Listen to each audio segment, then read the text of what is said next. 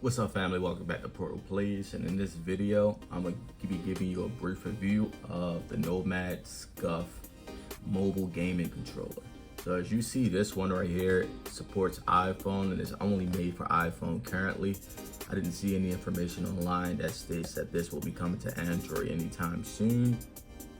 But let's just take a look around the box. So you do have your Scuf branding around the box. Let's look on the back to see what this controller offers. So when it comes down to this controller in particular, it has the Hall effect analogs, it has the customizable buttons, and it also has rear back paddles. Now, unlike the backbone controller, this one is subscription free. So it's an entire app that's dedicated to this controller itself, where you can go ahead and configure the buttons to the exact layout you want. You can go ahead and set what platform you want to launch, if it's going to be PlayStation, Xbox, anything of that nature, etc. So I'll go ahead and display the contents of this box, and we'll just give you a brief review of it and see if this gaming controller is meant for you.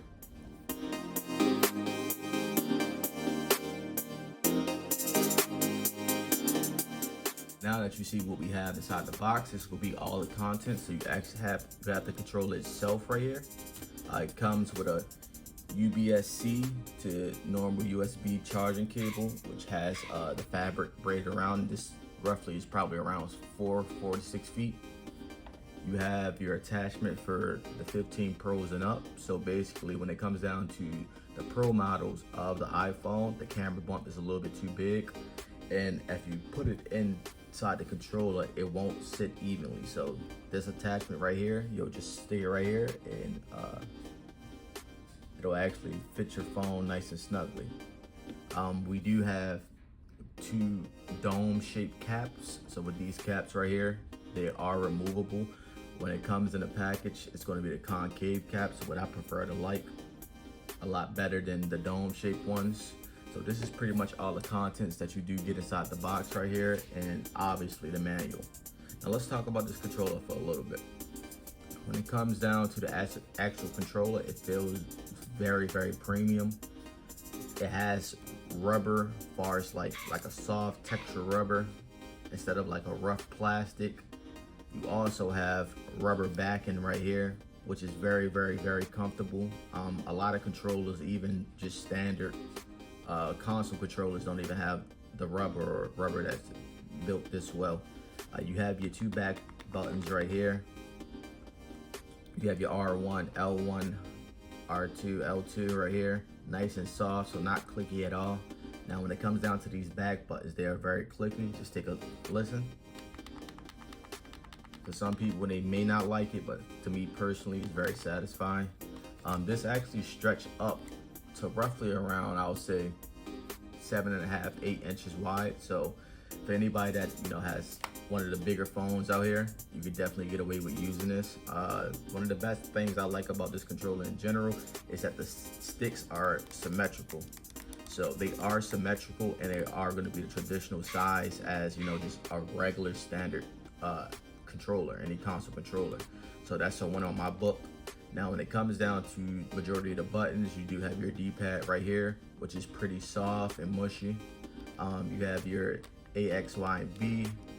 This right here is gonna be your settings button. So if you have a PlayStation or anything of that nature, you go to the home screen up here, you can press your settings to close apps, etc. Up here, we have your Scuf button. Mainly what this button does is it takes you directly to the Scuf app and any app that you have designated. So me personally, right now I have the PlayStation app designated to this button right here. So if I tap it twice, it'll automatically load up the Remote Play app on there. Right here we have a capture button. So this is where you're going to capture all your media. Now the best thing about that part is that it double captures. So you can capture it to save it to your PlayStation app or Xbox app, etc. And it also captures and saves to the backbone app as well. So you'll always have a backup on that end. Overall, when it comes down to the build quality of this thing, it's 10 out of 10. Now I have to mention, when it comes down to the battery life on this controller in particular, it says it lasts up to 16 hours. I never played that long on my mobile device, etc. To me, I can get a couple hours a day just off of one charge. So 16 hours is probably the max, but to me it just seemed like a lot more than that. I forgot to mention it is USB-C, so unfortunately it's not a pass-through charging. This is just a charge device by itself, and you also have your Bluetooth parent connect mode right here. That's pretty much just the hardware of the controller. Next, I'll get into some gameplay, and I'll just walk you guys briefly through the settings in the app itself. Okay, so as you see, when it comes down to this Scuf Nomad controller, your phone is able to sit in here with a case on, which is a plus. Now, that was the downside of like the backbone and, you know, majority all the other controllers, you know, that supports any phone. The controller was just, you know, just a little bit too bulky, or the way that they designed it, it didn't allow the case to fit in there. And me personally, I think the case inside of the controller, it just gives it an overall better look. So to power this bad boy up, you want to come up here, you want to hold the home button, you'll see the LED lights right here. Start the power on, just to let you know that it is active. And now what I was mentioning in the front, this is your control button right here. So once I press this one time, it's going to load right up into the Scuf Nomad app, which is perfect. Now, when it comes down to the Scuf Nomad app right here, you do have your different, you know, settings you can go through. You have your home screen right here. Now, every game that you see right here, they allowed me to add it in, and I think that's so dope, man. You can add any of your favorite games in directly to the Scuf Nomad app itself, and pretty much once you go ahead and select the game you want to play, it'll take you to that direct app. So as you see, I have the PlayStation app. That's the only one I have right now currently, and I have all my favorite games on here. It even shows like a picture of the back, the picture of, you know, the game in the background, which I think is dope as well. All right, so let's go down to right here. This is just recommended games. This is games that they let you know that they do have on the app that you can play, and which is compatible. Now, this is highly pushed towards like the Apple Arcade. So if you do have that, no matter what game you play on Apple Arcade, it should be supported, okay? We come down right here, and this is all your game launchers. So any launcher that you may have on your phone, or you want to download, or if you want to add something new, you'll find it right here in this spot. And this is the gallery that I was talking about. So remember, this capture button right here, this will save all your photos, all your gameplays, etc. in this one location. So it'll double save it. It'll save it on your console if you're running, you know, the console launcher.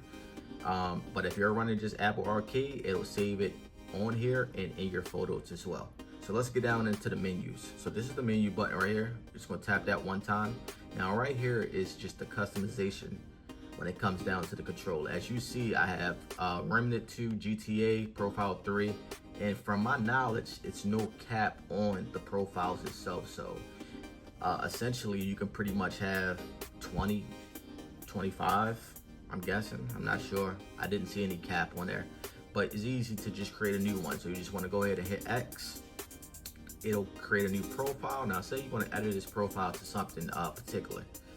Just click on it, open it up, and now you see you can swap out any buttons, change the name of the loadout. You can change the back buttons, what you want it to be. Let's see, you could change the sensitivity of the sticks, man. Now, I don't know about you, but I think this was 99 bucks. This was $100, man. I got it on sale for roughly around 65.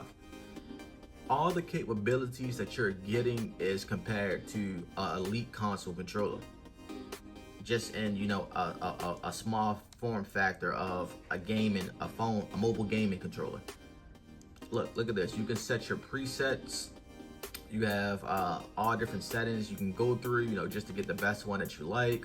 You can set the dead zone levels, the trigger sensitivities, and you can also assign them to different games, which is perfect. So if I were you, I would just try to opt for this one right here. Now the backbone one, and the only reason why I keep bringing that one up is because that's the only other mobile gaming controller I do have. It's no competition, and especially for the same price.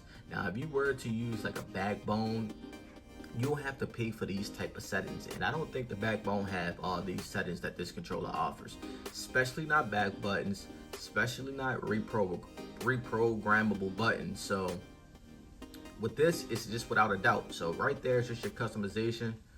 Let's come down. You have your sleep mode, so you can determine how long the device stays on when it's not active. I think I have mine currently at 5 minutes. Preference. So when it comes down to the preference settings, basically, this is what I was talking about when it comes down to this access button right here. So I have it where it automatically opens up the Scuf controller app, and it opens up the PlayStation app, and I will show you that in a little bit. Let's keep going down. Recording. You can set the resolution for your gameplays. And that's pretty much it. When it comes down to the controller, it's pretty much self-explanatory. It gets straight to the point. It's easy to adapt to. And it feels very comfortable in the hand, man. I played this for a long time. I can get a good two to 3 hour session in here without my hands cramping up. Now, if you're not used to using one of these handheld, mobile controllers, it will take some time to get used to. So just, don't knock it until you try it. Give it some time. Your fingers may hurt a little bit from constantly smashing on the back buttons, but trust me, for the price of $100, you can't go wrong with this Scuf Nomad controller. And plus, I got it on a discount. You might find a discount too. We got the holidays coming up, so just look on Amazon, Walmart.com, etc., and see if you can get it for a good price. Right here on the UI as well, you do have like a battery indication right here, so it will indicate how much battery you have left, which is pretty good. So let's go ahead and load up the PlayStation app. So let's click on that. It takes me directly to the PlayStation app. So I can just control my PlayStation as normal. Let's load up some Remnant. Now, one thing I do hate about the PlayStation app itself is it doesn't utilize the full screen on your mobile device. Now, you have other games like Apple Arcade, etc., that will utilize the entire screen, and that's something that I like. The only reason why I don't like it, because it doesn't, it takes away from the full experience. So let's click on this. It takes away from the full experience from, being immersed. I don't want to see the black borders, but I mean, it's not a big deal. So I guess it is what it is. Now with the Hall Effect sticks, are very nice. This is my first device that have Hall Effect sticks, and what I can compare it to is pretty much just a used controller. You know how like when you get a new controller, it kind of feels wonky because you haven't broke it in yet? That's what I feel about Hall Effect sticks. So this is the Scuf Nomad right here, man. I'm advising everybody to check it out. I think this will be a fan favorite, especially compared to the bag phone. So if you haven't already, take a look at it. Give it a shot. This is something that you will like. This is something that feels premium. This is just something that blows the competition out the water. And I can't speak for all controllers because I didn't have them, but I probably won't buy another mobile gaming controller after owning this one. So if you enjoyed the video, smash the like button, leave me a comment down below, and just share your thoughts. And I'll catch you in the next one. Thanks for watching.